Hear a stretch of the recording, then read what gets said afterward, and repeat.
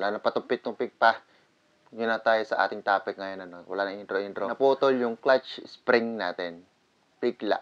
Unang-una, kwento ko muna kung ano yung nangyari, kung ano yung mga naramdaman ko, kung gaano ko na ba siya katagal, ginagamit, anong brand, anong sukat, o anong RPM nito. So, kwento ko muna kung ano yung nangyari, kasi posible mangyari sa inyo to, yung maikukwento ko, baka maramdaman nyo din, posible na yun din yung maging problema nung motor nyo, kung sakaling maramdaman nyo sa motor nyo to, no. Andito lang naman tayo sa may subdivision. Meron lang tayong pinuntahan. Pauwi na ako. And then, syempre, nag-start tayo ng motor habang nagpapaalam sa pinuntahan natin. And, habang naka-idle, bigla na lang may tumukod. So, naka-idle siya, no. So, hawak syempre yung manubela. Nagpapaalam tayo. Then, biglang parang may tumukod na parang gusto niya nang umandar. Parang may tumulak sa may likuran natin. Pero alam ko, sa sarili ko, naramdaman ko na sa CVT yun. Sa CVT nangyari yun. May problema sa CVT ko. Dalawa lang naiisip ko na problema talaga. Either nasira yung clutch lining or naputol yung spring. Tumugma yung nararamdaman ko doon sa isa kong nararamdaman o sa isa kong naisip na naputol yung spring. Hindi naman ganun kalala talaga kasi mas worse kasi kung nasira yung clutch lining. Naranasan ko na rin yun sa Mio na nasira yung clutch lining, nadurog na as in wasak. Nasira yun. Stuck lang yung spring, diba? Hindi ko alam kung ano nangyari pero bigla nasira yung clutch lining. Ano yung brand nung ginagamit ko? Yung brand po ay RS8 na clutch lining. So yung RS8 na yun, ginagamit ko yun for more than 3 years na talaga. Isa yon sa mga una ko na pinalitan sa CVT natin way back. Simula noon, hindi ko na siya pinalitan. Sumubok tayo ng iba. Kasi nagtutono rin tayo. Sumubok ako ng 1,000 RPM pero hindi siya parang, I don't know, baka problema din nung nabili ko na na spring na 1,000 RPM. Medyo shipipay lang din kasi. Yun, hindi ko siya nagustuhan. Then bumalik tayo ulit doon sa 1,200 RPM. 1,200 RPM, by the way, yung ating clutch spring na yun, naputol. Sa mga magsasabi na mapuputol talaga yun dahil matigas. Again, 3 years na po mahigit yung clutch spring na yun. So, kung talagang mapuputol siya dahil matigas, dapat noon pa. Siguro dapat kahit paano siguro 1 taon, ganyan. Pero 3 years na eh. So, sa akin, hindi ko naman din siya agad mapalitan. Hindi ko talaga mapalitan kasi nga, usually, nagme-maintenance naman tayo kapag may nabago sa performance na ating, especially, pag-usapan natin yung CVT.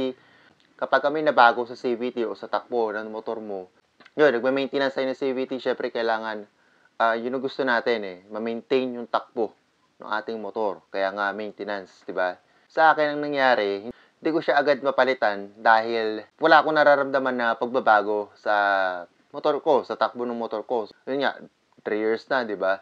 So, meron mang nagbago doon sa lumambot man siya, pero siguro konti lang, sa tingin ko, konting-konti lang, hindi ko nga naramdaman na may nagbago sa performance niya. Dumating na lang yung point na naputol na lang siya. Siguro yun na yung end point niya. Kasi actually, ako para sa akin, pagpapalit ng parts ng CVT, especially yung mga clutch spring, center spring, kapag lumambot na talaga siya, pinapalitan na. Yun na talaga kasi nga maintenance katulad sa may center spring natin, yung stock na center spring, lumambot siya around 18,000 odo.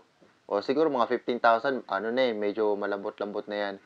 That time, dapat, palitan na siya para ma-maintain yung takbo ng motor mo. Ganun din naman sa ibang parts, Syempre, kapag may sira na or iba na yung takbo, yung bola mo, may konting kanto na, diba? Syempre, mababago yung bigat nun dahil nabawasan may kanto na yun So, ayun, kailangan palitan pag may mga pagbabago sa ating CVT.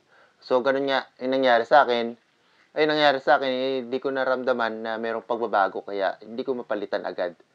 In short, yung ng RS8 na yon, yung 1,200 RPM na clutch lining ng RS8 is para sa akin sulit. Sobrang sulit na yon kasi 3 years 3 years na napakatagal na rin nun. So, sulit na sulit yon para sa akin. And, ngayon, dahil syempre naputol, hindi na magagamit yun. Bumili na tayo ng panibagong clutch spring na merong kasamang clutch lining assembly. Assembly na yung pinalit natin. And napansin ko na rin din kasi medyo manipis na yung lining natin. So, sige, lahat mo na. Gagastos ka rin naman eh. Lahat mo na. Ganun na lang. So, yung pinalit natin ay Sun Racing Spirit na clutch lining assembly. So, yung Sun Racing, matagal na rin akong fan ng Sun Racing. Kasi sa may Mio ko pa lang, meron na tayong Sun Racing doon. Bell, actually Bell lang naman siya. Pero sobrang satisfied ako dun sa performance ng Bell. Lang mismo, Bell lang yun. Sa may Mio sobrang satisfied ako dun sa performance ng Bell, Sun Racing na Bell na yun. Siyempre, ako dahil nasubukan ko na rin naman yung brand mismo o yung quality nun, yun na yung pinili ko dahil tested na. Actually, wala namang problema sa akin kahit anong brand pa yan. Kahit RS8, yun nga, Sun Racing, or MTRT, or whatever, JVT. Wala namang problema sa akin. Ang importante lang sa akin is yung mapatakbo ko ng yung motor ko ng gusto ko. Siyempre, yung quality, nandun na yan. May mga pangalan naman na yan. Yung Sun Racing, yung pinili ko dahil yun nga, isa siya sa mga OG pagdating sa CVT, or hindi lang sa CVT, pati na ibang parts ng motor.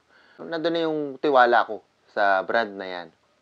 Pero yung nakalagay na spring dun sa clutch lining assembly na yon ay 1,000 RPM lang. So, ngayon, susubukan ko lang ngayon. Baka magustuhan ko din naman yung spring nila. Or kung hindi, meron din naman silang 1,200, o-order na lang tayo ng bukod. Ngayon, tetesting ko na muna. Siyempre, dahil nga bago yung ating clutch lining assembly, sinapay ko na rin yung bell. Yung bell natin, yung ginagamit natin bell, ay stock lang din talaga. Yung nauna, no? Stock lang yon. So, wala siyang kahit ano, wala siyang groove, kahit ano. As in, literal, stock lang yon. Nililinis ko lang siya syempre, kapag naglilinis ako ng CVT, nililinis ko lang yon.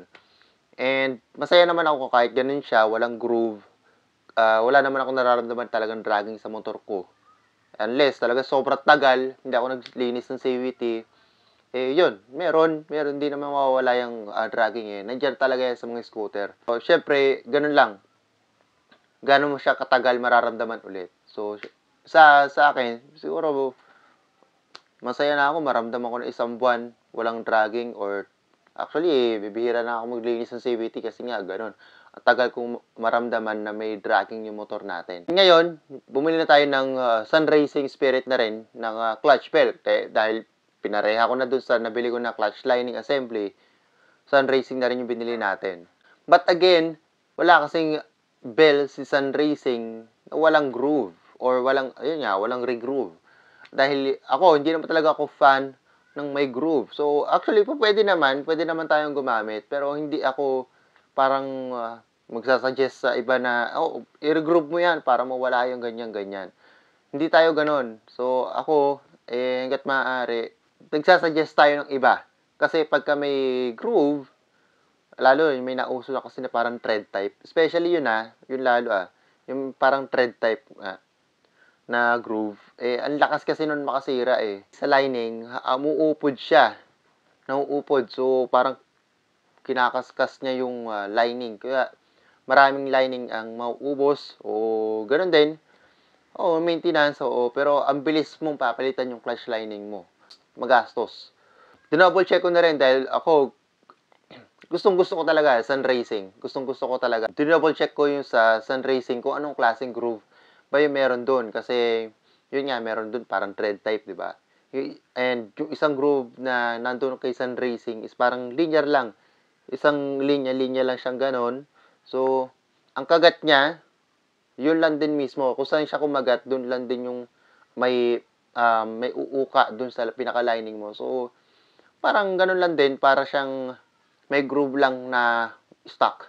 Parang ganun lang siya. Added kasi yung gusto ko sa Sun Racing kasi yung butas. Yung maliliit na butas. Yun ang pinakagusto ko sa Sun Racing Spirit. Super fan ako ng Sun Racing Spirit. Kaya isa yan sa napili ko na bilhin. Ayun, okay. Yung Sun Racing Spirit na clutch lining, yung clutch assembly, tsaka yung bell, Bibigay ko yung link sa description sa mga gusto na mag-order. Bibigay ko doon.